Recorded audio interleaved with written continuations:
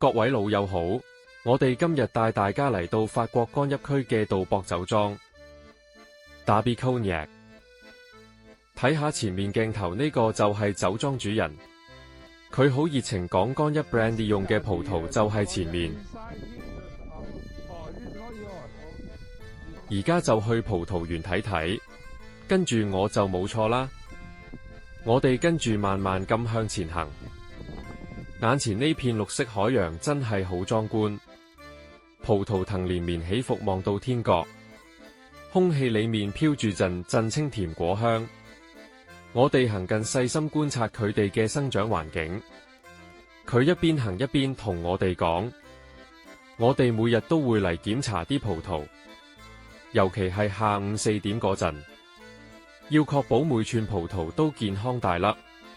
佢話向住太陽嘅地方日曬時間長，種出嘅葡萄特別清甜多汁，因為日頭光合作用做得足，夜晚又有時間儲存糖分。酒莊主人親手摘咗串葡萄，你睇下，啲皮薄到透光㗎，咬落去爆汁仲帶淡淡花香，就係要咁先可以釀到靚干邑。佢同我哋講，每棵藤都驗證咗3代人心血，雖然產量點都比新藤少啲，但點都勝在果味濃郁有層次。陽光透過綠葉曬到葡萄串上面。我問莊主係唔係每年嘅葡萄產量都唔穩定，時高時低，話唔定明年產量仲會更少。莊主話係啊，所以種葡萄要好注意天氣嘅變化。我哋一齊聽聽莊主點講嘅。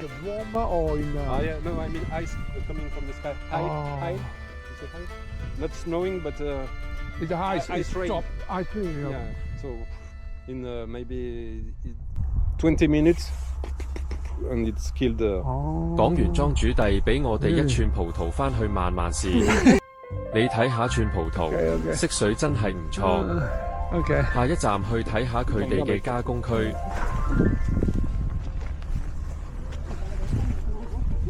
行入葡萄加工區，我哋同呢個區域嘅工作人員握咗手，仲有打咗招呼。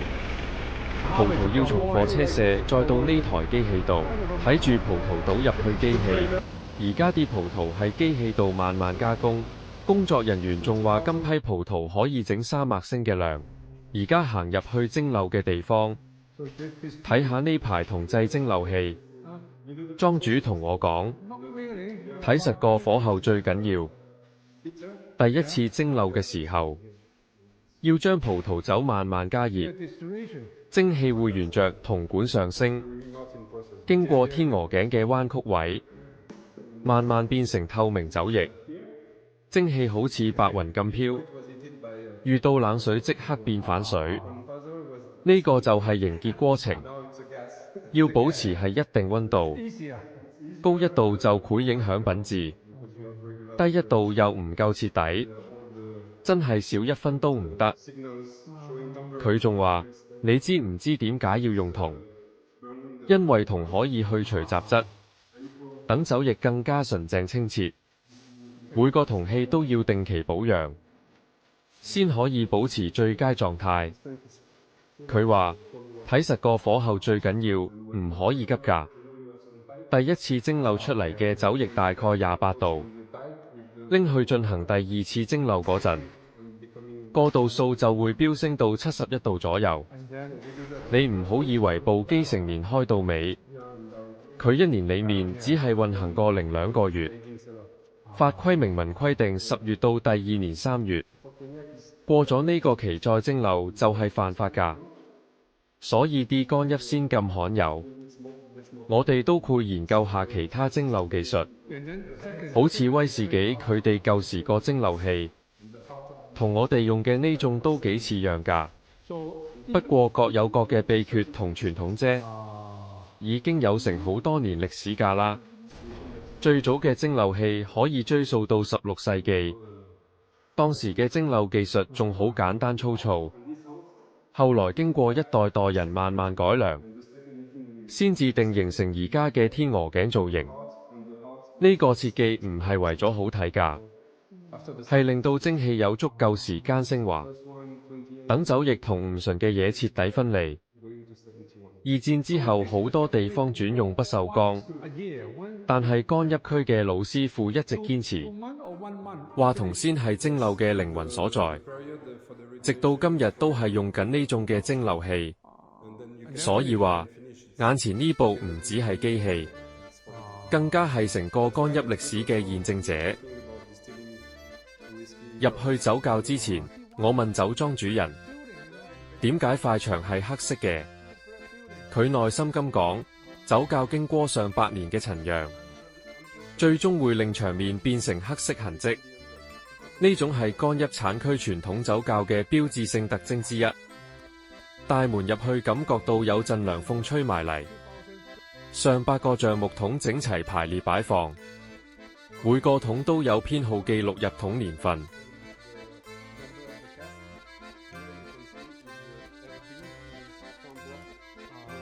蒸餾出嚟嘅酒呢，第一時間會入晒新橡木桶，新桶會帶出有香草同焦糖香氣，連金琥珀色都係咁嚟㗎。不過唔會一直擺喺新桶度，等幾個月或者幾年之後，讓酒師覺得味道夠晒濃郁，就會將酒液抽出嚟換桶，之後就會轉入用過嘅舊木桶。舊桶嘅味道溫柔好多，主要係俾佢慢慢氧化變純，一擺就好多年。關鍵就係呢個巧妙嘅換桶，先成就干邑變得有層次。酒莊主人抽咗少少出嚟。Not ready. This one not ready for drink. No. Well, it's very young. It's Very young. 22. Yeah. Well, it's Which years? 2 years. Yeah. So when you years. say at least 2 years, At least 2 years. That's why we always do more than 2 years. But if you want an entry-level VS, it would be this. with this color, But sometimes they can add some caramel. to make a little bit brown. Yes. I see. Which is not the real aging color. Yeah. How do you know? You don't know. You don't know. The consumer doesn't know. No. If you see NSEVS is black. It's not possible. You see, after 3 years of aging, it's not possible to be as dark as NSEVS. It's not possible. So of course you know, if you see an EXO, usually there is no caramel in the EXO quality because the color is already there. So your staff But you can always put some caramel. It doesn't affect the taste. doesn't affect the taste. No, it's a very small drop. Doesn't affect the taste, but it's for the consumer to even with entry-level product, It looks very brown. very premium. Yeah. 佢指住呢區話：我哋都有同人頭馬合作。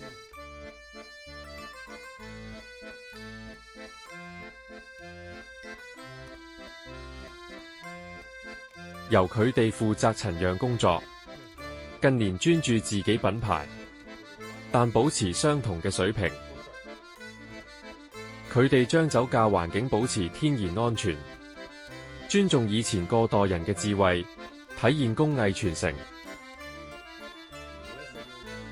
好多人認人頭馬呢啲大牌子喺免稅店都好貴，其實係同佢哋係同一間廠、同一條生產線出產，水平一模一樣。分別就在於冇咗個貴價招牌，所以價錢實在好多，都係一樣咁純。我哋嘅干邑酒莊之旅就到呢度先。莊園嘅綠色葡萄園同古老石牆襯埋一齊，望落去真係好舒服，仲有好濃郁嘅歷史感，真係一次好有意思嘅體驗。蒸餾車間嘅銅器充滿傳統工藝嘅智慧，同埋嗰種一絲不苟嘅精神。百年酒窖裏面嘅涼氣同香氣，仲有牆上嗰啲黑嘅歲月痕跡。成個旅程可以咁近距離睇到咁新鮮嘅葡萄，由種植、蒸餾到陳釀嘅每個步驟，都感受到酒莊幾代人嘅心血同堅持。呢趟旅程真係學到嘢又大開眼界，絕對係一次超正嘅體驗。下一集帶大家去包裝車間，睇下枝乾一點樣包裝，仲會潛入珍藏白蘭地酒窖。其他精彩環節陸續有嚟㗎，記得關注同埋俾個 like。如果想深入了解多啲，隨時揾我哋都得㗎。多謝收睇，拜拜。